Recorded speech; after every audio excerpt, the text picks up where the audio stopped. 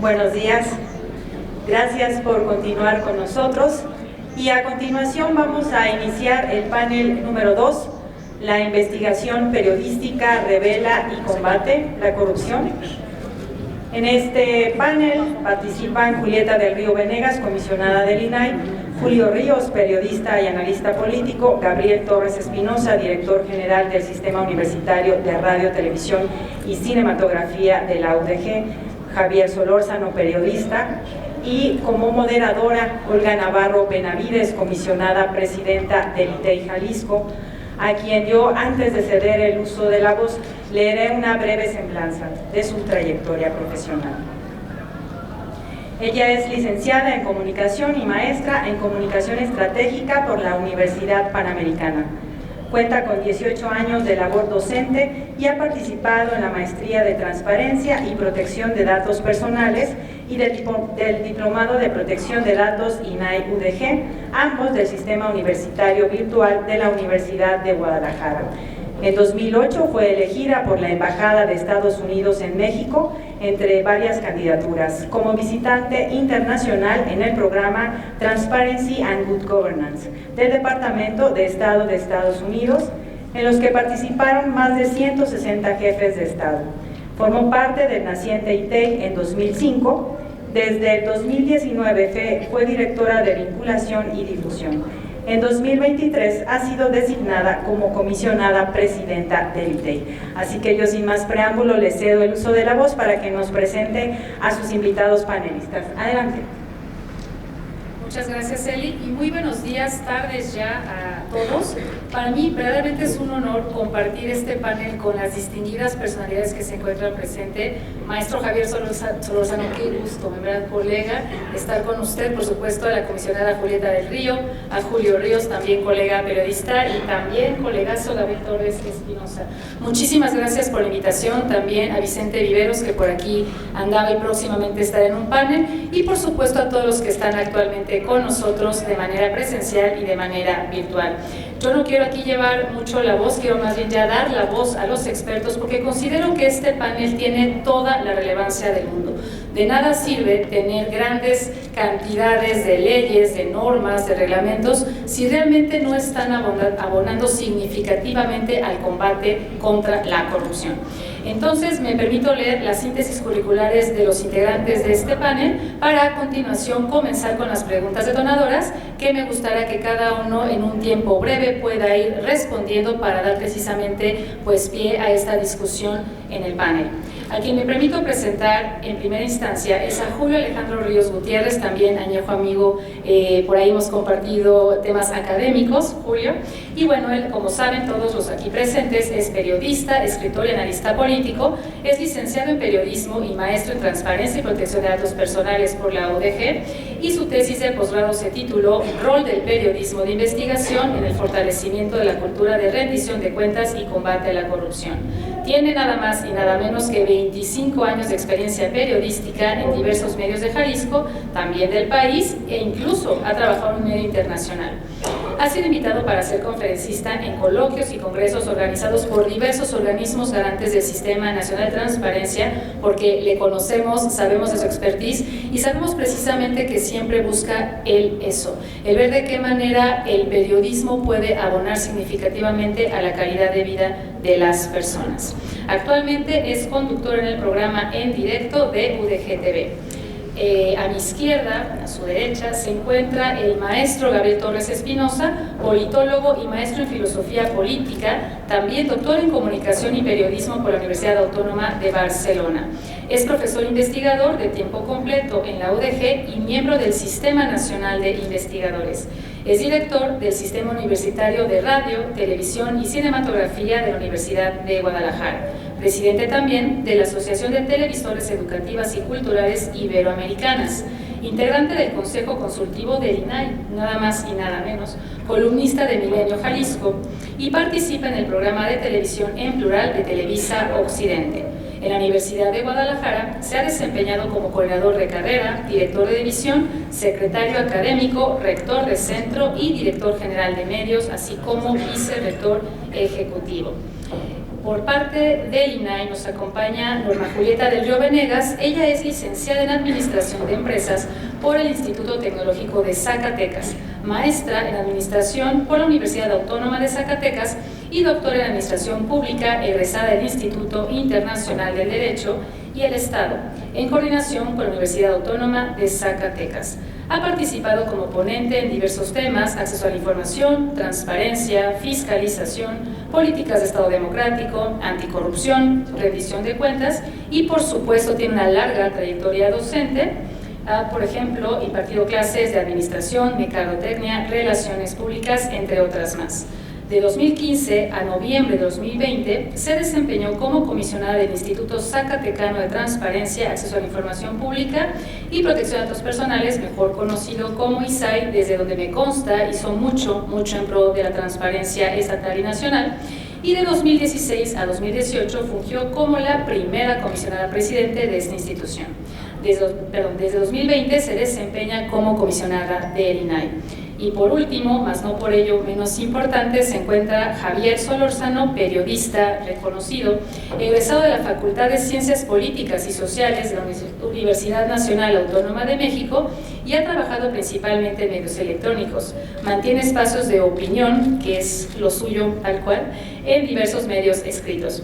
Ha sido conductor titular de Espacio Televisión y actualmente es periodista en el canal del Congreso, La Razón MX, colaborador de Uno Noticias, Heraldo Radio y Heraldo Televisión. Ha ganado 3 veces el premio que otorga el Club de Periodistas de México y 2 veces el Premio Nacional de Periodismo. Ha entrevistado a personalidades políticas de todos los niveles y de todos los partidos políticos. Esto creo que ha abonado bastante pues, a esa visión plural, objetiva, estimado Javier, que permite tener ese periodismo crítico, no tanto ácido, sino puntual, que creo que es fundamental en estos tiempos en que se parcializa tanto la información. Bueno, Javier Solórzano lo tiene esa objetividad. También ha trabajado, por supuesto, en diferentes países, ha destacado su vinculación con actores de primer nivel y personalidades de la cultura nacional e internacional. Sin más, compañeros panelistas, si tienen a bien, comenzamos lo que sería puntualmente nuestro panel denominado La investigación periodística revela, y me encanta aquí, ¿no?, los signos de interrogación que le colocan, y combate la corrupción. Porque muchas veces pensamos que este derecho que se encuentra en nuestro artículo 6º constitucional, como periodistas, como ciudadanos, simplemente como mexicanas y mexicanos, nos permite hablar de todo, de lo que sea, todo el tiempo. Pero hasta dónde esa libertad de opinión que tenemos realmente ha abonado a esto que estamos preguntando aquí, a combatir la corrupción. Y si no, muchas veces se entregan críticas, lo decíamos, de manera simplemente para desestabilizar algún color, algún partido, alguna persona, pero que realmente no traiga una verdadera, genuina intención de abonar a la corrupción. Sin más, la primera ronda está pensada para que dure unos 20 minutos, de 3 a 5 minutos, por favor, por cada participante, y comenzaríamos con la siguiente pregunta. Se las digo y luego ya les digo quién sigue. La primera sería: ¿de qué manera las investigaciones periodísticas han contribuido a exponer casos de corrupción? Que sabemos lo han hecho, pero esto, una vez que es dado a conocer, ¿cómo ha impactado en la toma de decisiones y acciones gubernamentales para abordar la corrupción? Y más que abordar, para evitarla. Si gustan, y por un tema pues, de caballerosidad, que yo sé que aquí todos los presentes son los caballeros, podemos iniciar con la comisionada Julieta del Río Venegas con su muy docta opinión. Adelante, comisionada.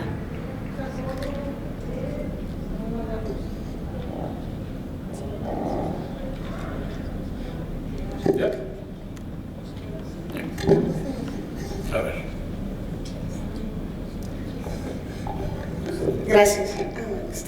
Muchas gracias, comisionada presidenta Olga. Gracias por la presentación. Y bueno, voy a aprovechar estos de 3 a 4 minutos para ser muy concreta desde la trinchera en donde yo funjo como comisionada del INAI. Y bueno, agradecerle, no quiero avanzar sin agradecer rápidamente a Gabriel el gesto y la invitación para estar aquí. Gracias, Gabriel. Y bueno, un panel de lujo para mí aquí con grandes personalidades. Efectivamente, ¿de qué manera las investigaciones han contribuido a exponer la corrupción? Yo les comentaría que desde el INAI hemos visto que ha contribuido total y absolutamente. Antes los casos de corrupción no se conocían y hoy, a través del acceso a la información y de la Plataforma Nacional de Transparencia, las plataformas digitales que sean, se conoce información relevante que realizan precisamente los compañeros de los medios de comunicación. Hay incluso libros escritos de periodismo de investigación en base al acceso de la información. Ayudan, sí, logran que la sociedad conozca casos que no conocían, claro que sí. Y en estos días lo estamos viendo, digo, el último boom de un caso periodístico de una investigación, pues es el caso de Emilio Lozoya. Por mencionar alguno, que si nos vamos hacia atrás, pues ya existen varios casos que conocemos hoy en día gracias al acceso a la información. Quizás sea una situación del por qué no se quiere que exista el acceso a la información en este país, porque se abren presuntos casos de corrupción.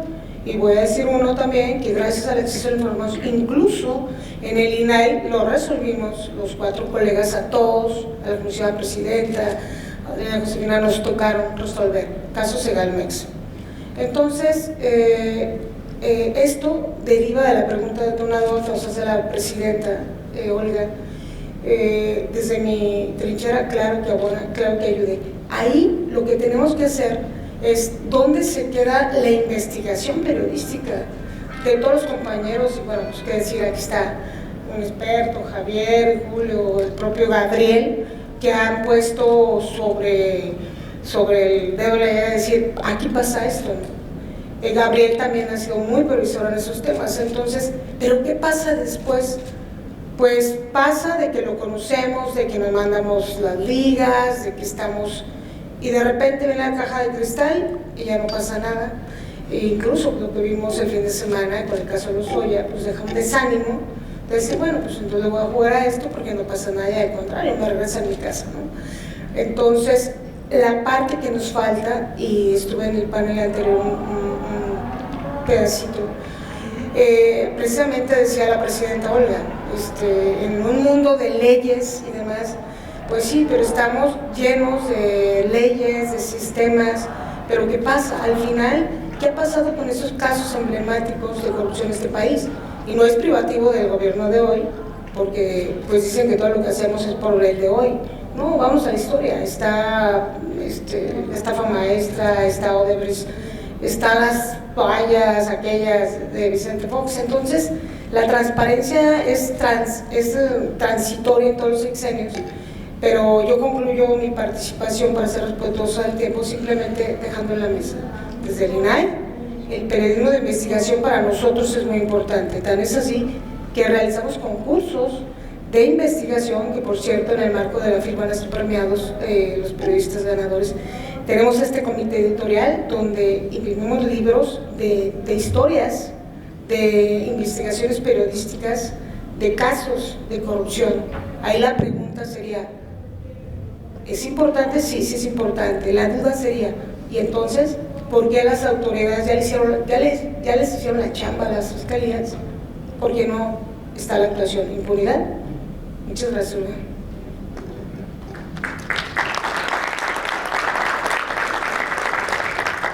Al contrario, comisionada, siempre es un gusto y un placer escucharla. Me quedaré yo con una frase que mencionó. Sin duda, la transparencia ayuda para que la sociedad conozca casos que de otra forma no conoceríamos. Y esto me hizo recordar una anécdota que también, aquí se encuentra Miguel Hernández, a quien saludo con mucho cariño y respeto, el secretario ejecutivo del ITEI. Nos tocó, cuando iniciaba precisamente el mundo de la transparencia en Jalisco, escuchar textual la frase: si ni mi esposa sabe cuánto gano, yo por qué voy a tener que entregar la información, ¿no? Como presidente municipal. Esto estamos hablando en 2005, y muchas veces pensamos que ya en 2023 no existen argumentos del estilo. Claro que existen. Hace poco llegó, y rapidísimo porque no quiero excederme en los nuevos, una persona diciendo, oigan, qué incómodos son en el ITEI. Y me gustó escuchar esa aseveración porque la transparencia es incómoda. La transparencia precisamente busca generar esta incomodidad de la clase política para que podamos precisamente tener información los ciudadanos que nos empodere, que con base en esa información podamos ver efectivamente si están cumpliendo o no con su función los gobernantes. Seguimos entonces, por favor, ahora en esta ocasión con el maestro, Gabriel Torres Espinosa, para que de igual manera en 5 minutitos, maestro, nos pueda responder la misma pregunta. Hay información, pero ¿combate la corrupción? Muchísimas gracias. Sí, muchas gracias. Como el temporizador para que quede claro que sí. Primero que nada, le agradezco a mi amigo de vida, Vicente Viveros, la oportunidad de establecer este diálogo con el CPS y con la Secretaría Ejecutiva para poder desarrollar este foro que yo creo que buena falta hacía el programa académico de la Feria Internacional del Libro de Guadalajara, y naturalmente agradecer a todos los que se han dado cita para estas mesas que hemos planeado. Hace rato ustedes vieron, tenemos al pleno del INAI aquí abajo en una foto, una cosa muy agradable, que están todos acá en Guadalajara, el libro, en el lugar donde se vale discrepar, coincidir, diferir, que es un espacio también de socialización, de encuentro, de debate, de ideas, tener el gusto, el placer de tener a Javier Solórzano aquí, a la presidenta del ITEI Jalisco, a mi querido Julio Ríos, de tener a Gilberto, de tener a los miembros, a la expresidenta también del Comité de Participación Ciudadana, la doctora Nancy García, y a muchos otros compañeros y conocidos. Dicho lo anterior, retomo la frase de Olga que acaba de decir, que a ella le llamó mucho la atención que le dijeron que el ITEI es incómodo. Pues fíjense que cuando hablan de los medios dicen mucho peor, que somos una lata.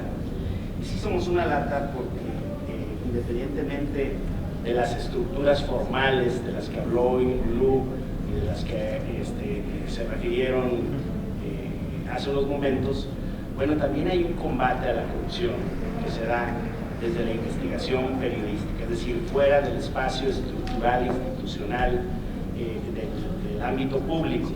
Les voy a dar un ejemplo. El acceso a la información, en efecto, ha sido fundamental para la transformación y la construcción de la noticia y la generación de información útil en México, que han permitido que surjan reportajes periodísticos como el Toallagate, o la estafa maestra, o la Casa Blanca de Peña Nieto, Odebrecht, el videoescándalo también de Pío López Obrador, el escándalo de Segalmex, las casas de Parler, o publicaciones como Una masacre en México, la verdadera historia de la desaparición de los 43, o a nivel local en Canal 44, por ejemplo, el nuevo Chernobyl, todas esas casas vacías, esas enormes colonias de casas que nadie habita en Tlajumulco. Y entonces el periodismo de investigación ha hecho su parte en el combate a la corrupción, desde luego pisando callos, siendo incómodo, generando reacciones, pero haciendo lo que ya se venía haciendo antes de que existieran instituciones o estructuras públicas dedicadas a esto.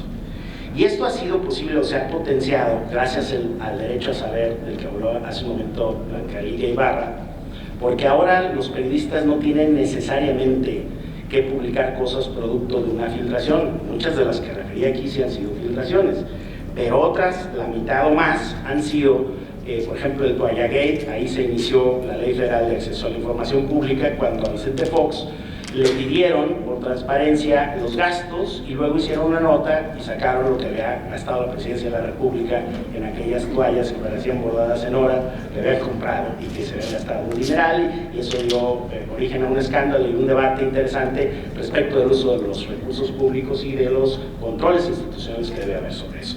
Entonces el derecho a saber vino a potenciar también el periodismo de investigación, el periodismo que señala datos, que cita fuentes, que consulta documentos, que sí tiene datos ciertos, no otros datos ciertos, y que da nombres, que da fechas, que da montos, que refiere informes, y que a partir de eso pone a disposición del público una investigación. Yo creo que el periodismo ha sido un aliado muy importante para el combate a la corrupción, lo sigue siendo, y yo creo que uno de los retos fundamentales, Javier, es cómo estos periodistas que hacen investigación y que están haciendo grandes cosas para poner en evidencia el abuso del uso de recursos públicos, o el nepotismo, o las desviaciones, o las violaciones sistemáticas a la ley, cómo esto también puede entrar en armonía con las estructuras, digamos, orgánicas, públicas, que el Estado mexicano se ha dado al margen del gobierno como órgano constitucionalmente autónomo. Ya ves, para decir cómo armonizamos el esfuerzo que se hace desde el periodismo con el esfuerzo que se hace desde las estructuras institucionales en el tema del combate a la corrupción. Y me quedo con un tema que es sumamente relevante para mi segunda intervención, para tratarles de el tema de la 3 de 3, del conflicto de interés y de este asunto que me parece un tema muy relevante.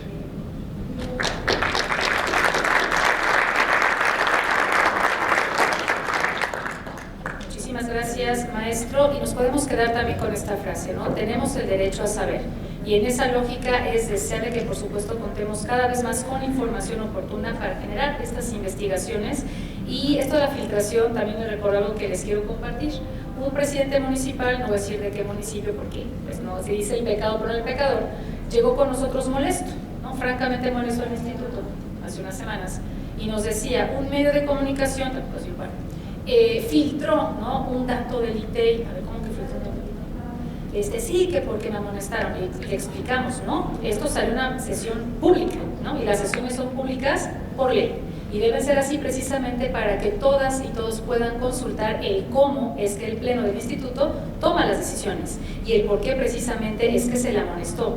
Él, siendo todavía, repito, pues siglo XXI, ¿no?, 2023, desconocía un poco que la transparencia también tiene que estar en las plataformas de cada sujeto obligado, pero también en la Plataforma Nacional de Transparencia, querida doctora Julieta, no lo traía en el radar. Esta persona pensaba que era suficiente cumplir con los portales, y creo que también en ese sentido pues sí faltaba un poquito la asesoría, ¿no? Pero también, otra vez, esta falta de información, esta transparencia detona en mejoras para los sujetos obligados. Y otra vez, porque la gente tenemos derecho a saber, y tenemos derecho a saber si están haciendo mal o no su función. Y creo que este presidente municipal no lo tenía tan claro. Ya con esto cierro mi intervención para, por favor, mi estimado Julio Ríos, igual nos puedas responder si la información que existe hoy en día ha ayudado mediante la investigación periodística a combatir la corrupción. Adelante, 5 minutos. Gracias, maestra, y pues también agradezco a los organizadores por esta invitación y el honor de compartir aquí esta mesa con estas personalidades. Primero comentaría que, a ver, una de las historias que se escuchan luego en los pasillos y en los recovecos de la política habla sobre algún mando policial que cuando arrancó su carrera en estas lides, pues quería tener una responsabilidad, algún cargo, algún espacio, y solo estaba disponible el almacén. Entonces él decía, pues ahí déjame y yo a ver qué hago, ¿no? Obviamente con este pernicioso pensamiento e intención de hacer corrupción. ¿Y qué hizo este mando policíaco?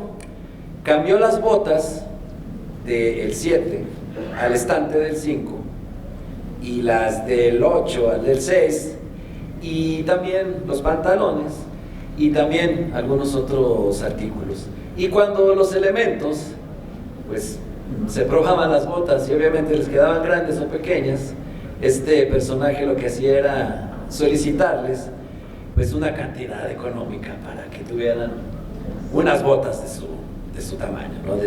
Que fueran de su número.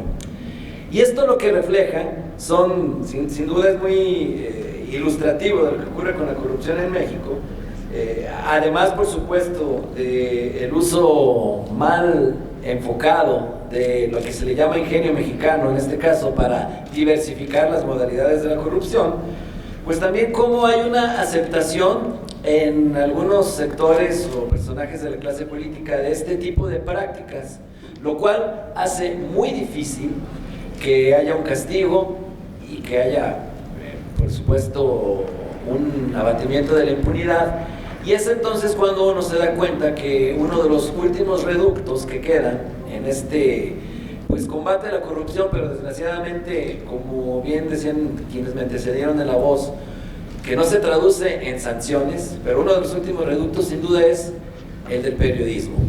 Y particularmente esto ha avanzado muchísimo con la aparición de la primera ley de transparencia, ya mencionaban aquí el Toallagate, y cómo se ha ido perfeccionando el tema de la metodología y el rigor que se utilizan en las investigaciones periodísticas, porque cuando hablábamos del Toallagate solamente era una solicitud sobre un hecho particular que se exponía, que era esta compra de las toallas por 4,000 y tantos pesos, pero luego evolucionamos a temas como el de la estafa maestra, una investigación en la cual tuvieron que realizarse 517 solicitudes, revisar más de 100 actas constitutivas, además de 43 declaraciones patrimoniales y 12 auditorías forenses que fueron de manera minuciosa analizadas por los autores de este célebre reportaje. Por supuesto, no es el único, ya se han mencionado aquí algunos, podemos agregar también micrositios como Narcodata, que coordinado por Dulce Ramos, en el cual se combinan ya no solo las herramientas del acceso a la información, sino que también hay otros reportajes donde se combinan con informes de auditoría, con procesos de licitación, con declaraciones de impuestos, lo que hay en el registro público de la propiedad del comercio, que también es una modalidad de acceso a la información, aunque no sea como tal una consulta o una solicitud de transparencia, una solicitud de información. Pero esto pues nos ha provocado en México que los periodistas también tengan que capacitarse en esto e ir afinando sus metodologías de una manera cada vez más rigurosa. Antes era muy extraño encontrar a un periodista que le encontrara la cuadratura del círculo, disculpen lo coloquial, en el tema de transparencia, pero ahora son cada vez más comunes estos ejemplos, derivado a que esto ha empujado, ¿no?, la transformación en estas leyes. Pero también, a ver si más adelante alcanzo, como todo animal herido, el sistema político en ocasiones también avienta coletazos, y también se han diversificado el catálogo de argucias por parte de algunos sujetos obligados para evadir la responsabilidad constitucional de transparentar o de responder a las solicitudes de la información. Entonces, por supuesto que existe este combate, esta aportación por parte de los periodistas, de los medios de comunicación, aunque pues solo se queda en la exposición, porque esa es la labor de los medios de comunicación. Y aquí cerraría con una frase que se oye muy fuerte, por supuesto, pero que es de Kapuscinski, el mejor reportero, el mejor periodista del mundo a finales del siglo XX, que él decía: la labor de los periodistas no consiste en pisar las cucarachas, solamente en prender la luz para que éstas salgan corriendo. Y a quienes les toca pisar las cucarachas ya sabemos pues a quiénes son.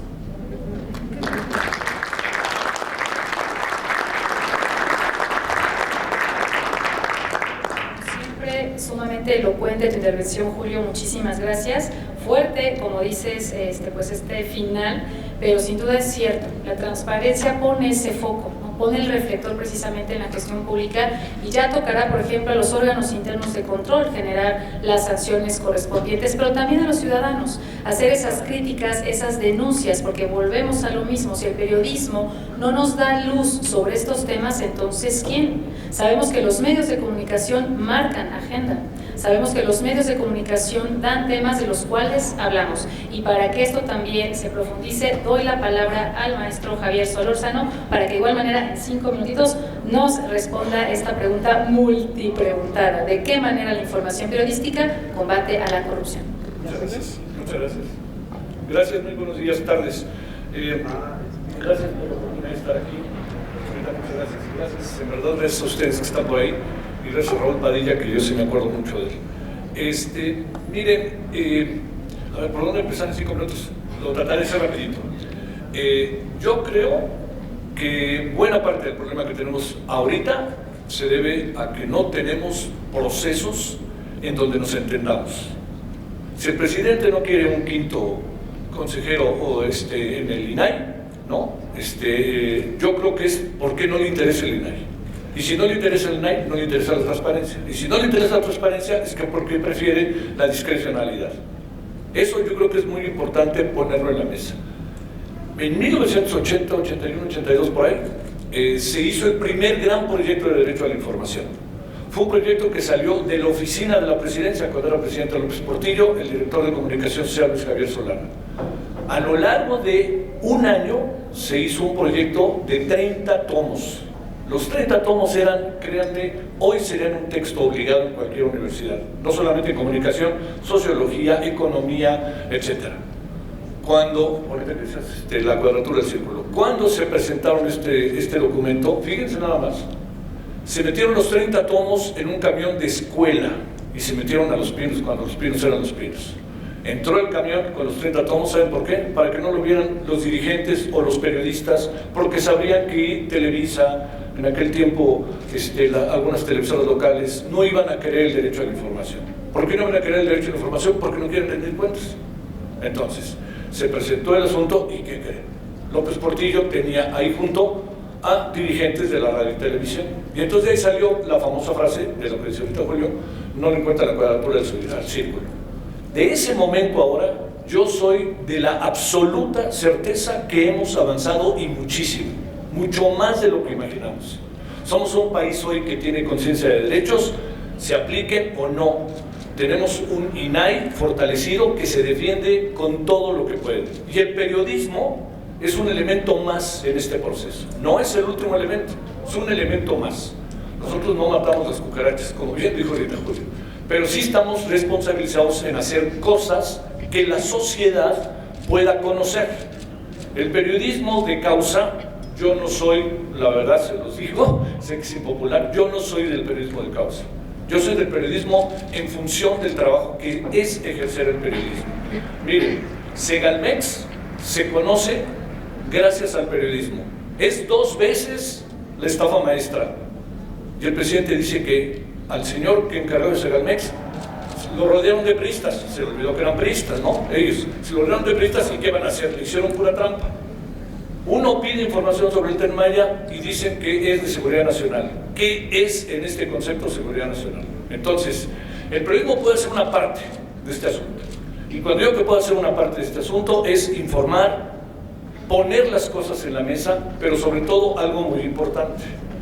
El periodismo de causa, cuando denuncia y cuando no es lo suficientemente, yo diría, establecido con todos los elementos en la mano, se convierte en un acto de corrupción. Y esto yo creo que no hay que perderlo de vista, porque el periodismo en esta circunstancia también hay corrupción. Y entonces yo no hablo de si hay chayotes o no hay chayotes, ahí no me meto, pero sí hablo de que si se hace el periodismo con esta intencionalidad perversa para defender una causa o defender un gobierno, acaba siendo igual, diría yo, de lo que muchas veces criticamos. Algo importante para cerrar. El trabajo periodístico es un trabajo más. Yo, a diferencia de lo que dice Olga, yo creo que el que impone la agenda desde hace como 5 años es un señor que se llama López Obrador, ¿sí? Y nosotros vamos a ir tras él. Eso es un asunto para discutir en otro momento.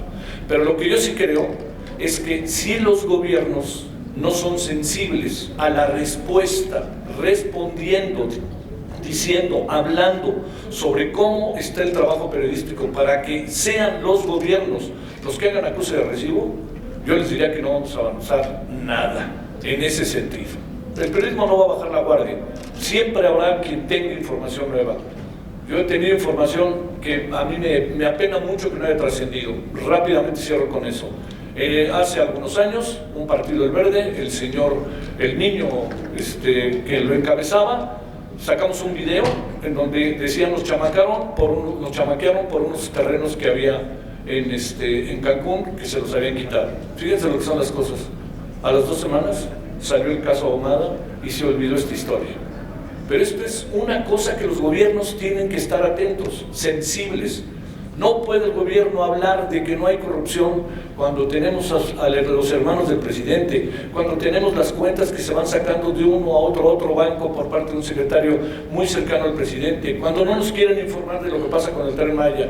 Un gobierno debe de ser el primero en empezar, y un gobierno para eso tendría que entonces nombrar a un quinto personaje en el Instituto Nacional de Acceso a la Información y Protección de Datos Personales, porque ahí se gesta la posibilidad del siguiente paso de una sociedad. Porque que me digan a mí, es que los gobiernos están obligados a informar, ¿para qué queremos al INAI?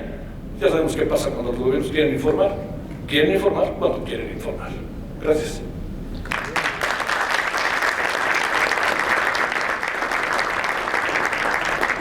Muchísimas gracias, maestro. También declaraciones muy fuertes, muy pertinentes y en las que coincido plenamente, maestro. Sin duda, y otra vez, ¿no? Podemos tomar esto. Es incómoda la transparencia, el acceso a la información cuando no se quiere rendir cuentas. Cuando los gobiernos no quieren dar a conocer gastos, por ejemplo, como el del Tren Maya, me sorprendía, se ha gastado 4 veces más el presupuesto inicialmente planteado. ¿Y esto quién lo sabe? ¿Qué medios de comunicación hace eco de la información que se obtiene a través del INAI, por ejemplo? Me parece que efectivamente los medios de comunicación en esta época deberían ser mucho más críticos y comprometidos con aquella información que es útil para la sociedad. Definitivamente, y también retomo aquí una frase, no tenemos procesos porque no nos entendemos bien, ¿no? Y creo que esa parte de los procesos, de saber cómo pedir información, cómo modelarla, cómo analizarla y presentarla a la sociedad, porque ahorita comentaba algo también al principio la doctora Julieta, tenemos muchísima información, pero a veces no es entendible. Y lo concatenaba Julio, ¿no? Cómo los periodistas pueden desagregar los datos que presenta la administración pública si ni siquiera muchos que están en la función pública los entienden. Y peor aún, ¿cómo se los hacemos llegar a las y los ciudadanos?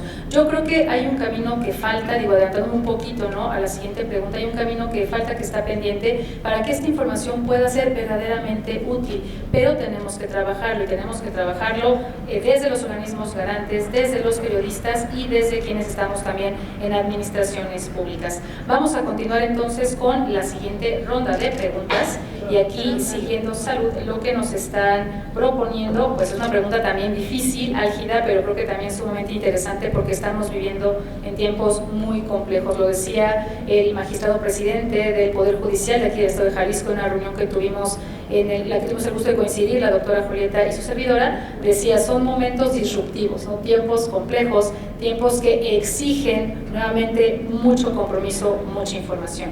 La pregunta es, ¿cómo se puede fortalecer el papel del periodismo? Porque estamos viendo que no está del todo robustecido, fortalecido, en la lucha contra la corrupción sin comprometer la integridad de la información, la veracidad, yo diría, maestro Javier, y sin comprometer la integridad de las personas que son periodistas, de quienes están involucrados en, pues, dejar la piel, por así decirlo, en esta función del periodismo, porque no siempre son temas sencillos los que exponen, sino más bien bastante complicados. Para esto, si gustan, mantenemos el orden de las intervenciones y, por favor, doctora Julieta, le cedo el uso de la voz. 5 minutos.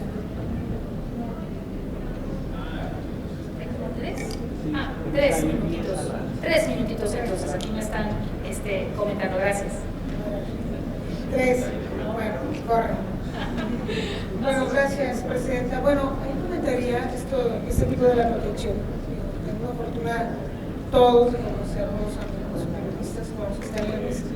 Yo creo que a todos, porque somos un presidente que tenga leyes cautelarres, pero son pocos los que tienen, son pocos.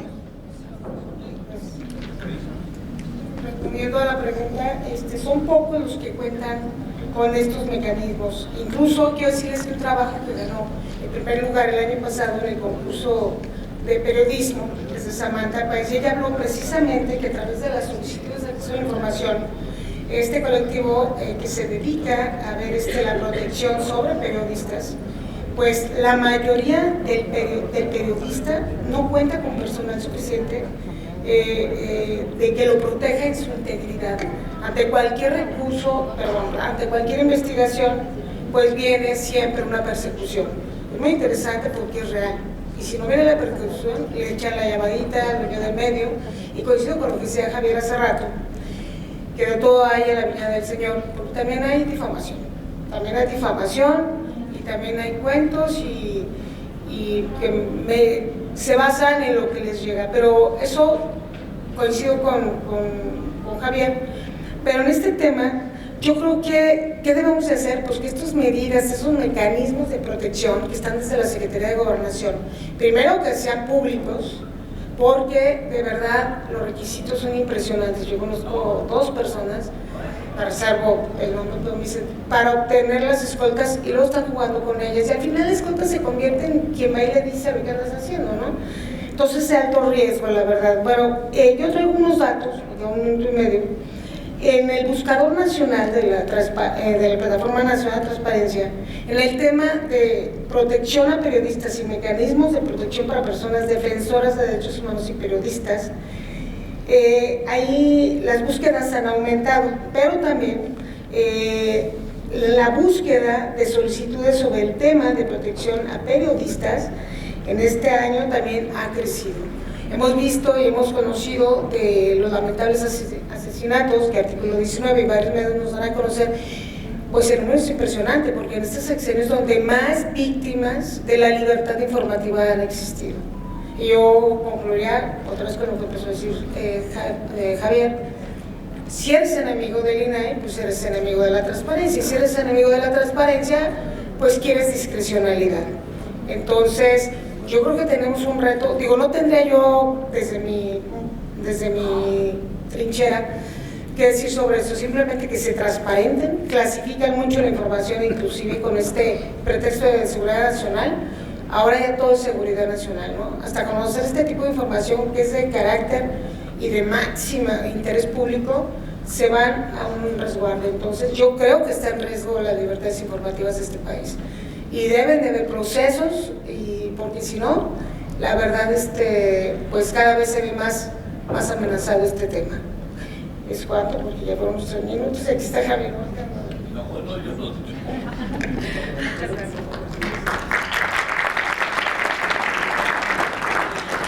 Muchísimas gracias, doctora. Definitivamente es un sexenio pues con muchos contrastes, muchos matices, vamos del negro al blanco y los grises, ¿no?, tan complicados, sobre todo por esto que comentabas, doctora, el riesgo a las libertades informativas, que yo creo que de alguna manera también la información ayuda, si no tanto a combatir la corrupción, sí a pensar el voto, ¿no? Y yo dejaría esto aquí en la mesa: pensemos bien nuestro voto, hagamos un voto informado, precisamente viendo quiénes son amigos de la transparencia y quiénes no.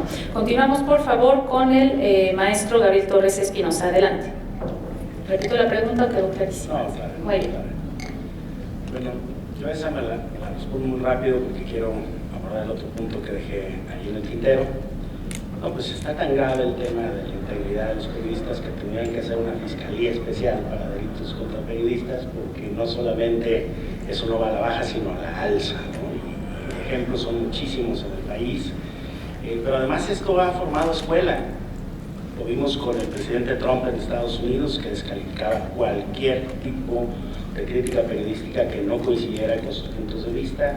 Lo vemos en el modelo López Obrador, lo vimos Bolsonaro, lo vamos a ver ahora en Argentina, y lo estamos viendo en muchísimos países donde eso ha hecho escuela. Lo vemos en Jalisco con el gobernador de Jalisco. Es decir, la intolerancia a la crítica desde el gobierno se ha convertido en una constante. Y entonces ahí hay un tema muy desigual, porque el presidente, los gobernadores, los presidentes municipales que siguen esta escuela, que no tiene nada que ver con ideologías, es decir, no es temas de derecha o de izquierda, es intolerancia al trabajo del periodista en tanto que es una opinión crítica, pues eso va más allá de las ideologías. Pero el tema que les quería tratar es el del conflicto de interés y la 3 de 3. A ver, María Amparo Casas dice que en el fenómeno de la corrupción hay 2 elementos: el corrupto y el corruptor. Y yo creo que hemos centrado todo el esfuerzo en una sola parte, en el corrupto, que podría ser el funcionario público, pero no en el corruptor, porque para que el corrupto desvíe recursos, generalmente se necesitan quien desde la iniciativa privada por supuesto no son todos, un muy pequeño grupito los que se dedican a esto, pero se dedican a esto, a inflar facturas, a facturar, a entrar a licitaciones diciendo que la obra va a valer un precio y termina costando 3, 4, 5 veces el costo.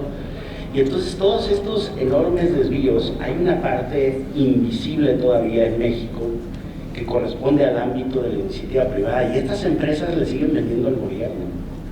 Y entonces venden medicamentos caducos, vacunas que no sirven, cosas a sobreprecio, obras que no funcionan, puentes que cuestan el triple de lo inicialmente planteado, hacen casas que se caen, que se cuartean y siguen trabajando para el gobierno. Entonces yo creo que ahí en el tema de la 3 de 3 hay un punto ciego que traemos ahí. Le ponemos toda la atención al funcionario público, pero no le estamos poniendo la atención al corruptor, al que se presta a hacer todo eso, porque ahí se necesitan dos, el corrupto y el corruptor, el que llega y ofrece el moche, el que da la comisión, el que se anima a facturar lo que no existe, las compras fantasmas y muchas otras cosas más. Pero esos quedan absoluta y totalmente impunes. Todavía no conozco, Javier, un solo caso en México donde hubieran sancionado desde el ámbito público a una empresa que se dedica a fraudear al erario público por la vía de facturar cosas a sobreprecio o que francamente no existen. Entonces a mí me parece muy desparejo que le piden a un funcionario que declare todo, que haga todo, está muy bien ahí, y que al que hace las carreteras, que se meten miles de millones de pesos del erario, no le pidan ni siquiera una declaración de conflicto de interés, porque probablemente tiene un sobrino, un tío o un hermano en el gobierno que es el que le permite tener un acceso privilegiado a las compras. Y entonces en eso pareciera que hay un punto ciego, y ahí no hay conflicto de interés, claro que sí, y no hay recursos públicos, pero muchísimos más que los que gana por un salario un funcionario. Entonces yo creo que en este tema de la corrupción, si queremos ser justos, hay dos partes, el corrupto, pero el corruptor, y para que haya corruptos tiene que haber quien los corrompa, quien les ofrezca, quien esté dispuesto a entregar comisiones. En el libro que sacaron el año pasado de El Rey del Cash, pues lo ejemplifica todo. ¿Por qué hay tanto dinero en efectivo circulando de esa manera? Porque también en el ámbito de lo privado se prestan a eso.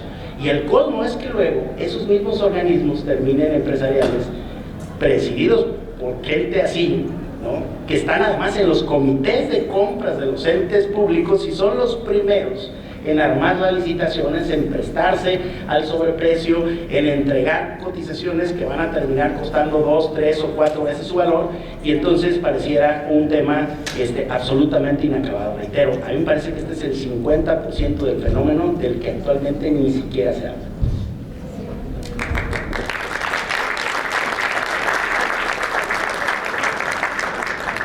La corrupción, un mal endémico que tiene dos caras, el corruptor, coincido plenamente, Gabriel, y creo que hay que hacer mucho trabajo también para que desde nuestras trincheras se revise esto, empresas fantasma, facturas la 01, ¿no?, de una licitación, o sea, cosas del estilo. Me callo absolutamente para dar paso a Julio Ríos, porque vamos sobre el tiempo y queremos ser muy respetuosos de la sesión, para que igual en 1 minuto 29 segundos nos pueda decir sus opiniones al respecto. Adelante, por favor. Gracias, sí, pues muy rápido. Algo, por cierto, que no comenté en la anterior participación es también cómo los periodistas, no solo con solicitudes de información, abren estos cofres, sino también con los recursos, ¿no? Ahí está el caso del famoso recurso que conoció el INAI sobre el tema de Ayotzinapa, que era un expediente que la PGR malamente reservó, a pesar de que era un tema de lesa humanidad, y que los periodistas Zoraida Gallegos y Silver Mesa lo presentan y se logra abrir este expediente. Regresando a lo que se tocaba, por supuesto que desgraciadamente el periodismo es tan incómodo que por eso los asesinatos y las agresiones de diferentes modalidades pues les están sufriendo los compañeros, los colegas, agregado también a la precarización laboral y también la insuficiencia de los mecanismos de protección. Tengo entendido que hay alrededor de 700 periodistas, pero pues solamente 40 personas trabajan en esta dependencia para atenderles, totalmente insuficiente. Y además también otras amenazas que existen. Un ejemplo, el Código Civil de Jalisco marca como daño moral cuando se difunde un hecho falso o cierto incluso. Es decir, puedes decir la verdad, pero si la persona siente incómoda, puede demandar civilmente, lo cual es una espada de Damocles que pende encima de quienes ejercen el periodismo. Sin duda hace falta que las instituciones también cumplan con lo que les toca. Aquí ya se habló y estoy de acuerdo en que es un tema que debería ser eminentemente técnico, despojarnos de las categorías morales y que las dependencias tengan inteligencia gubernamental, controles, mejoras regulatorias. Y ya por último nada más agregaría que también hay que ser autocríticos en algunos medios de comunicación, porque lo que comentaba el doctor Gabriel es muy cierto respecto a la presencia de algunas empresas que también luego se vuelven corruptoras, y también hay que preguntarnos cuántas de estas empresas también le entran al mercado de los medios de comunicación de manera paralela para tener ahí un instrumento con el cual presionar a este tipo de procesos de descomposición, ¿no?, que ya bien se ha mencionado. El tiempo pues es breve y ya luego podremos repasar cómo el tema de las reservas de seguridad nacional se ha incrementado y otras argucias que están ahí los gobiernos desgraciadamente echando mano para retroceder en transparencia. Gracias.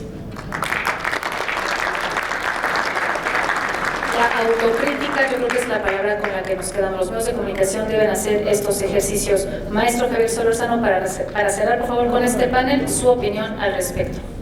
Bueno, gracias de nuevo. Miren, yo creo que yo llegué a pensar que con lo que había pasado a partir del 2000, la creación de organismos autónomos, teníamos una capacidad de respiración amplia para poder enfrentar muchos problemas.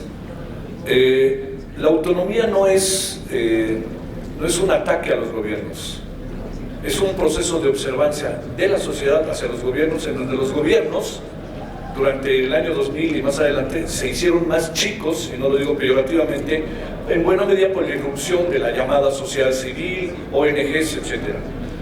Yo lo que creo es que si, digamos, este gobierno lo que ha hecho es tratar de cambiar el esquema de la concepción del Estado por otras instancias, y entre ellas, ya saben, no somos como los de antes, y materialmente se trata de tirar a la basura los organismos autónomos porque se tratan de hacer como eran antes. El plan B, el plan A, plan B, plan C, por ejemplo, con el INE es parte de ellos. El no nombrar a un personaje más para el INAI es parte de ellos.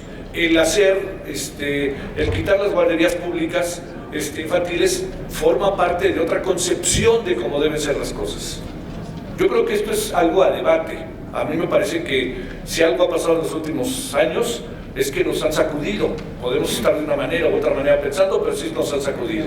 Entonces, aquí el gran asunto es la institucionalización, que es muy odiosa porque luego se puede convertir aburrida, ¿no? Tener elecciones y a las 12 de la noche ya saber quién ganó y irme a dormir, eso es, en un país como este, pues digo, durante mucho tiempo no fue así, ¿no? Yo siempre hablo del síndrome de los chilaquiles. Cuando ganó en el 2000 Fox, a las 12 de la noche, y media, 12 de la noche, pues yo donde trabajaba me dijeron, oye, pues ya vamos a cerrar la transmisión. Pues sí, ya ganó Fox, ¿no? Ya, adiós, que te vaya bien. Íbamos saliendo y las muchachas que estaban ahí, los muchachos que estaban ahí ayudando, dijeron, oigan, espérense, los chilaquiles llegan a las 4. ¿Por qué razón? Porque se esperaba que esto iba a estar todo el día. La institucionalización a veces aburrida, pero fortalece a las sociedades. Dicho de otra manera, cerraría con lo siguiente. Si no somos capaces de crear políticas públicas transeccionales, políticas públicas del Estado, va a ser muy difícil que podamos poder desarrollar cada 6 años. Va a pasar que cada 6 años el que llegue va a tratar de cambiar el teatro de cabo a rabo, y eso no nos lo debemos permitir. Yo creo que hay instituciones que se crearon desde el año 2000 que tienen que ver con la pluralidad, la transparencia, la lucha contra la corrupción, que se han quedado auténticamente bailando porque hay una concepción sistemática de que el que llega debe de cambiar las cosas, y tenemos que hacer políticas públicas transeccionales porque eso fortalece la democracia, la pluralidad y la rendición de cuentas. Lo más importante, cierro, es que hoy veamos algo. Los periodistas, hay buenos y malos periodistas, hay periodistas corruptos y hay periodistas que no son corruptos, como todo en la vida, hombre, tampoco somos tan importantes, pero sí creo una cosa cierta. Lo que no puede permitirse esta sociedad es que aquellos que informan, aquellos que investigan, estén en un sistemático proceso de peligro de vida. No puede ser posible que seamos el país que somos, que crean que somos mucho mejor de lo que creemos y que tengamos la tasa de periodistas como si hubiera una guerra civil aquí adentro, ¿no? ¿Y todo por qué? Porque pues muchas veces se dan más abrazos que balazos. Y eso en la cotidianidad de la sociedad tiene una repercusión, sobre todo para aquellos que se meten en áreas tan complejas como la investigación de todo lo que tiene que ver con la delincuencia organizada. Muchas gracias.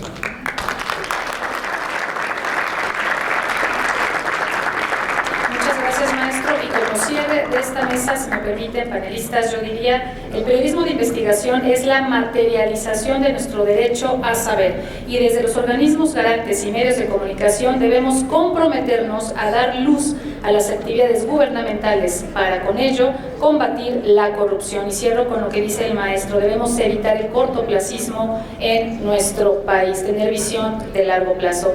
Para finalizar, agradezco por supuesto su amable presencia de nuestros panelistas del auditorio y los invito por favor a que en punto de las 6 de la tarde del día de hoy en el Salón México 1, que es el de al ladito, continúen en este coloquio de avances y distorsiones a 20 años de la lucha anticorrupción de México, con el panel que tiene toda la relevancia del mundo, que es la inteligencia artificial y las tecnologías de información para combatir la corrupción. Es, digamos, la continuación de este panel. Muchísimas gracias, todo un gusto y nos vemos aquí en la fila.